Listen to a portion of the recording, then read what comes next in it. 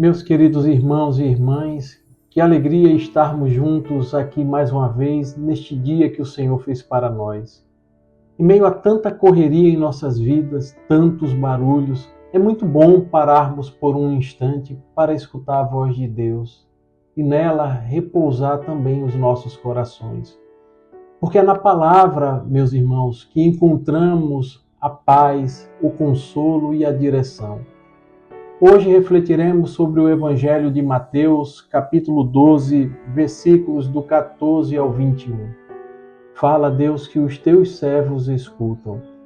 O Senhor esteja conosco, Ele está no meio de nós. Evangelho de nosso Senhor Jesus Cristo, segundo Mateus. Glória a vós, Senhor.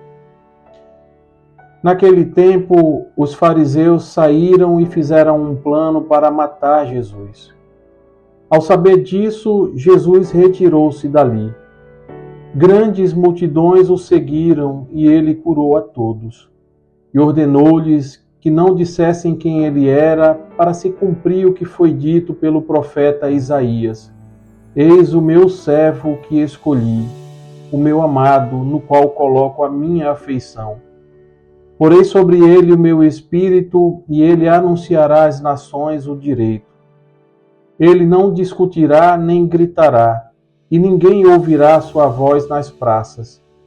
Não quebrará o caniço rachado, nem apagará o pavio que ainda fumega, até que faça triunfar o direito.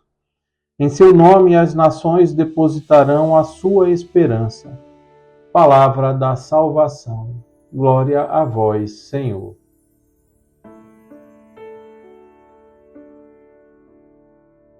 Meu irmão, minha irmã, o Evangelho de hoje começa com uma dor no ar.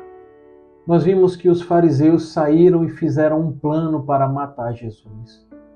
Mas vimos também que, ao invés de reagir com violência ou medo, Jesus simplesmente se afasta.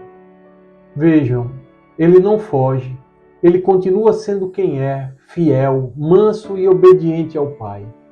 E então o Evangelho vai nos dizer que ele não discutirá, que ele não gritará, ninguém ouvirá sua voz nas praças, que o caniço rachado ele não quebrará, e que o pavio que ainda fumega não apagará. Meus irmãos, que imagem!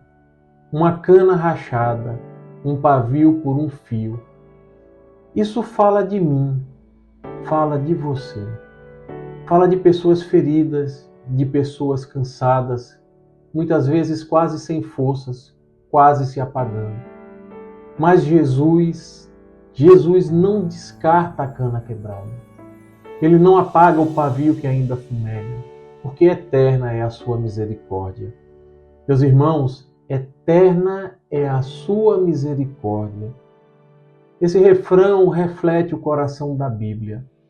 A misericórdia é a síntese da fidelidade eterna do amor de Deus que perpassa toda a história da salvação. É como se a Bíblia inteira pulsasse com essa certeza de que Deus é misericordioso e que esse amor não falha, jamais falhará.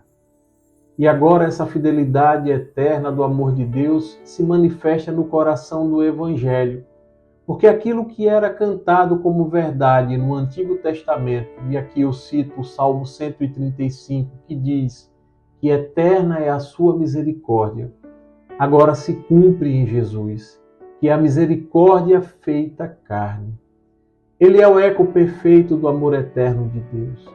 Ele é o rosto visível dessa misericórdia eterna. Portanto, meus irmãos, quando o mundo grita, ele sussurra. Quando o mundo rejeita, ele acolhe. Quando o mundo pisa, ele levanta.